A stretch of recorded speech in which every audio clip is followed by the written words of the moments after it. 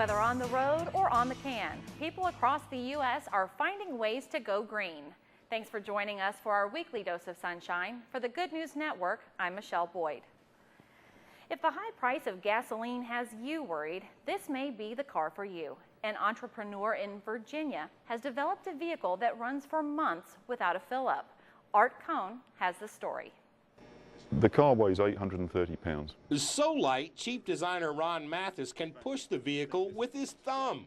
But even more amazing is the fact that this car will run for 100 miles on just 1 gallon of gas. It would be 100 miles per gallon if we ran on gasoline. We actually ran on E85, but the amount we're allowed to use is the same energy content as 1 gallon of gasoline. The Edison 2 very light car, that is its name, is this year's winner of the Automotive X Prize competition. Not only is the car light, its sleek aerodynamic design allows it to move at a pretty good clip down the highway. It will run at about 120. It cruises very happily at about 85.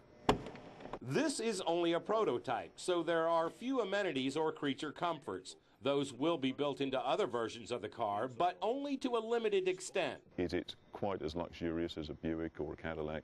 No, it's not. Nor is it likely to ever have power windows or other power-driven accessories that add weight and decrease fuel efficiency in cars. You can't be lazy and stay fit, you know, it just doesn't work like that. Instead, it works like this.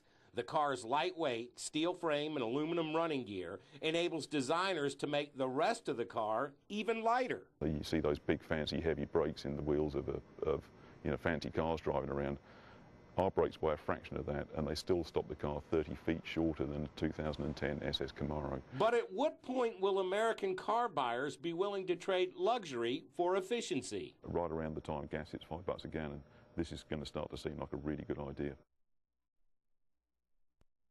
The Edison 2 just won a $5 million prize in the Automotive X Prize competition.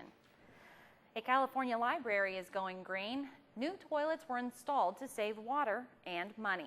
Adrian Bankert has the story. Inside the bathrooms at Mahaney Library in Roseville. It's kind of awkward. Very much so. People that have to go are going green. Yeah, I saw it. And there are new rules for flushing, 2 very important steps when done. That hopefully people will read the signs. Press up on the lever if you do number 1 and down for number 2. Reason, the city says their old motion sensor toilets were using 1.5 gallons of water with each handle pull. And these toilets were flushing a lot. We had been getting complaints from customers using the facilities that it was flushing multiple times before they left the restroom. And each flush is money down the drain, so they retrofitted 21 toilets. That you flush up and you use less water, so we're hoping they pay attention to that. And the city says it's not just the toilets that were retrofitted. In men's bathrooms, the urinals, they were changed too. The city says this is all in an effort to save them 3 million gallons of water each year.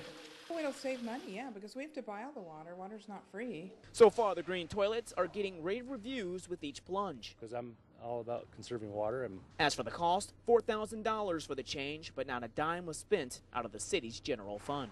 This is money that came from the water utility budget, specifically out of the Water Conservation Division. Now they're just hoping bathroom users do their part after they do the deed to help the city save water and in turn save money. Saving water is especially important with the drought-like conditions that we've had even into the fall. Hopefully, the latest rain gave us some relief. Let's go to our favorite weather forecaster, Sunny Day, and see if the rain improved our conditions any. Sunny? Well, Michelle, the rain actually did help us out a little bit. It's probably going to help us raise a lot of those lift bands that we have throughout most of the region. But let's go ahead and take a look at our extended 7-day forecast right quick. We got 50s to the mid-60s to the higher 70s all throughout the week. Your lows are staying pretty constant from the low 30s into the high 50s. But we're going to get into the 70s yet again on the weekend. So let's go back to you, Michelle, for some more great stories.